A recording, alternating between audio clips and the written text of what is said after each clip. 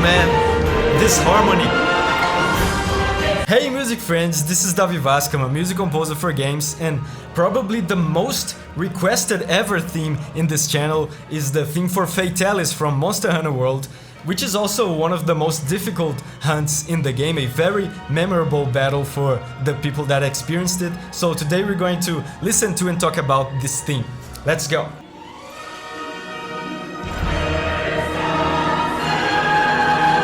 Very ominous.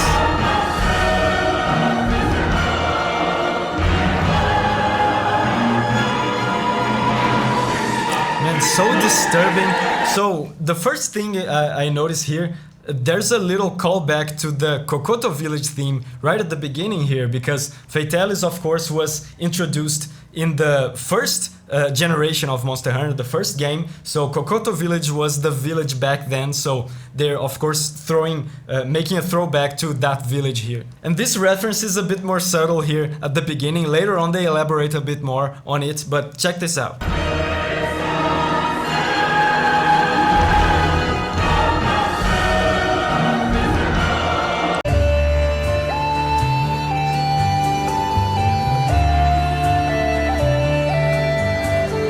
And you can really tell here how they're trying to create this unsettling and twisted atmosphere. Check this out.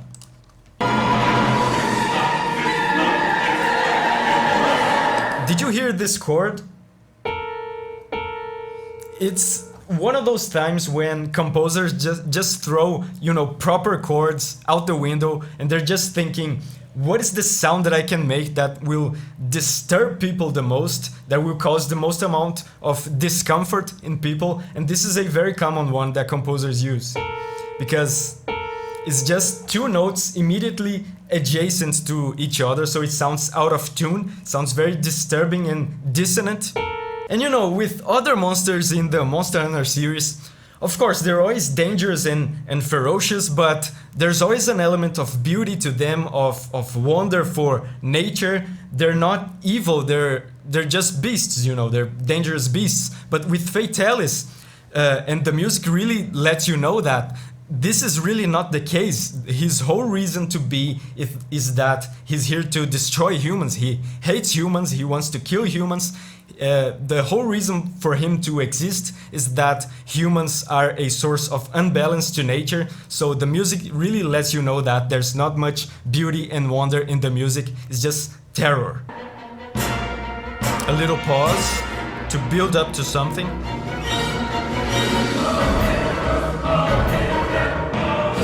Man, it sounds so weird and unsettling.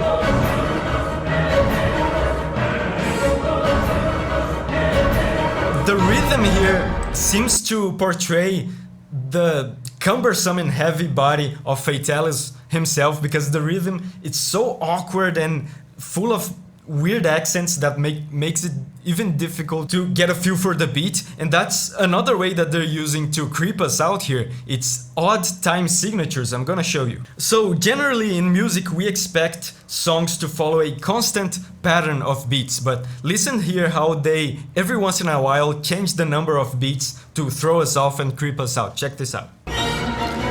1, 2, 3, 4, 5, 6, 1, 2, 3, 4, 5, 6, 1, 2, 3, 4, 1, 2, 3, 4, 5, 6, 1, 2, 3, 4, 5, 6, 1, 2, 3, 4. See, they make you feel comfortable there with a couple measures of 6 beats, and then they sneak in a 4-beat measure there to throw you off.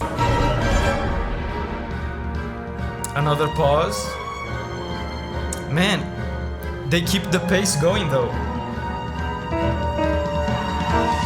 Listen to how dissonant these woodwinds at the background are.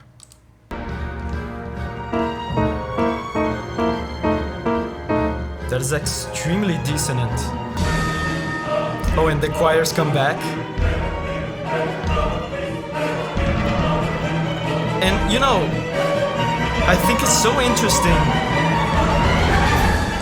about the choirs. You know, now with Monster Hunter Rise, having vocals in these Monster Hunter tracks is kind of common, but back then the choirs were a specific characteristic of Fatalis' theme. It was not so common as it is today, and it's such an interesting choice of instrumentation to put the human voice, you know, choirs are the human voice on Fatalis theme, because Fatalis hates humans. So this makes me imagine that the voices, the human voices on Fatalis theme are actually the clamor of humans, the cries of humanity at the sight of this monster, this dragon that represents the extinction, or at least max extermination of the human race.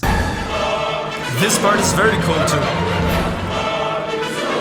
See, what they're doing here is they are playing with perspectives and doing something called call and response. So they keep alternating between a more heroic and positive part and going back to the more dissonant and disturbing part. So they're changing perspectives. The heroic part is the perspective of the hunter, and the disturbing part is the perspective of Fatalis. So like in a movie, when you watch a battle in a movie, they cut to the hero and then cut to the villain. So that's what they're doing here. Check this out. So perspective of the hunter, Fatalis, hunter.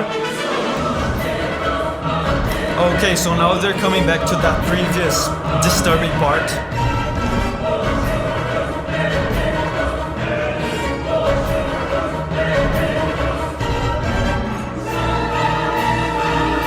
Okay, anticipation. Something's coming. Oh, this is Kokoto Village again. And again with the change of perspectives. See, they changed to Fatalis now. And Hunter again. So heroic, the Kokoto Village theme.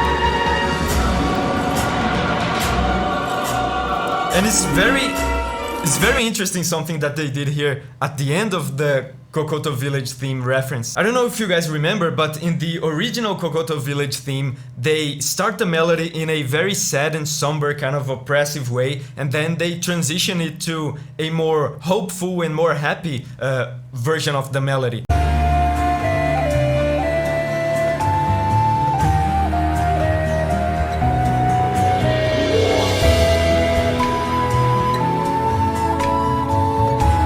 So here in the Fatalis theme, it's kind of funny that they kind of teased the happy transition of Kokoto Village theme, but they kind of did a fake out with it. Check this out. This chord here. So this chord is so weird when you first listen to it. It's kind of confusing because at first they set it up as a happy resolution, and I've explained here on the channel that resolution in music means that it's a release of tension. It's a tense chord followed by a happy chord that creates a sense of resolution, of finality, and that would be so out of place on such a disturbing theme like this. But check this out. They really set it up like a happy resolution, and then it turns into something else. So, at first, it sounds like this chord here, which is a happy chord. They even do the tense chord followed by a happy chord thing. But the more I listened to this, the more I was like, why this has all the notes of a happy chord, but at the same time it sounds so wrong and so disturbing. And upon close examination, you can hear that they turned this into a completely not happy chord by just adding two notes. And what they do is all the notes of the happy chord are still here, they're still here, but they add this note, which creates that out of tune effect that I talked about at the beginning of the theme, right? It's two notes immediately adjacent to each other. But most importantly, the other note that they add is this. And this single note turns this happy chord into something called a dominant chord, which is pretty much the opposite to a happy chord. It's a very, very tense chord. So it goes from this happy chord, and just by adding two notes, it becomes this.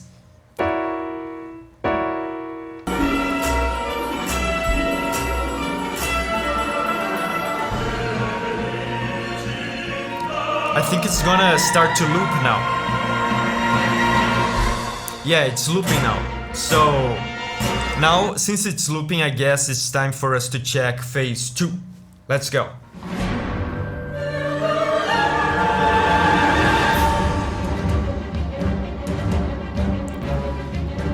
Okay, so right off the bat, it sounds much less chaotic than the previous phase. A bit slower.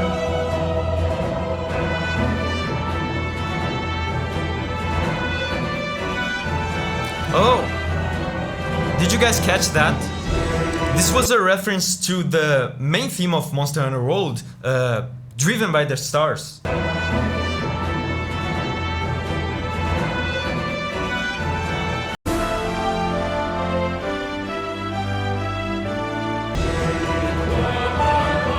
Oh, and this is Driven by the Stars again.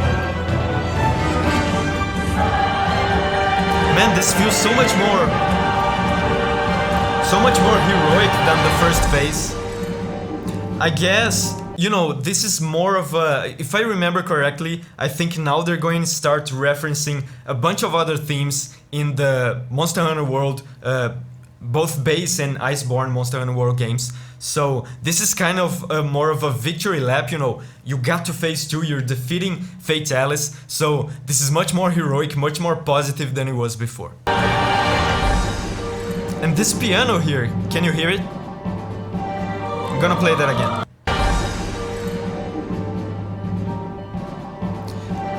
This could be a reference to Iceborne because the Iceborne theme has a lot of piano. They might actually have already referenced the Iceborne main theme here, but I don't remember the Iceborne melody very well, so I might have missed it. Let me know in the comments if you can catch that.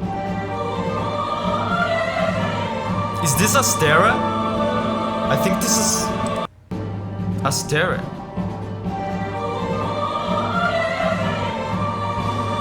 Yeah, this is definitely a reference to Astera. It's kind of sneaky though, because they're not playing the main voice, the main melody of the Astera theme. They're playing one of the background melodies, which is almost the same, but slightly different. So the main melody of Astera is this. And the one that they're referencing here is one of the melodies that plays on the background at the same time as the main melody of Astera. It's this one. Almost the same, right? So here.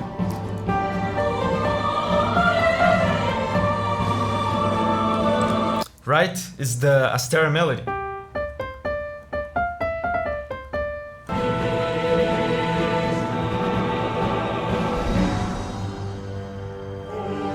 Something's coming.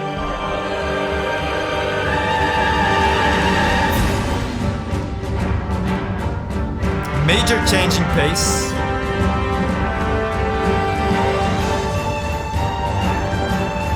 Strangely upbeat and festive. And I guess, you know, like I said before, this is phase 2, you know, we're defeating the monster, so I think this more upbeat and almost festive pace is trying to communicate, you know, there's hope for humanity, there's hope for us, we're defeating this monster that represents a menace to us all. A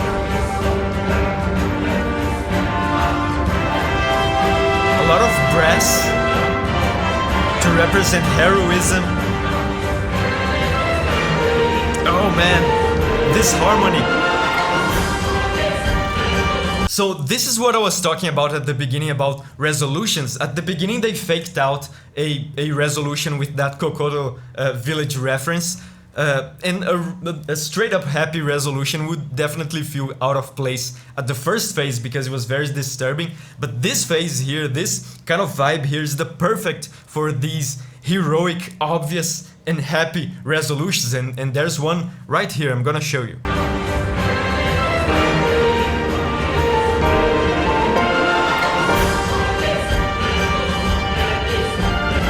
Oh, and Driven by the Stars again on the melody.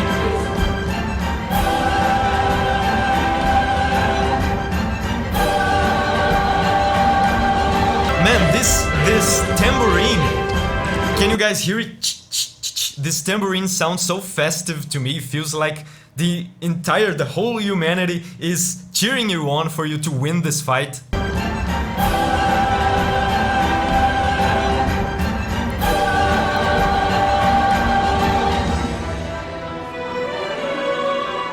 So beautiful. Oh, and it's the same heroic resolution from before.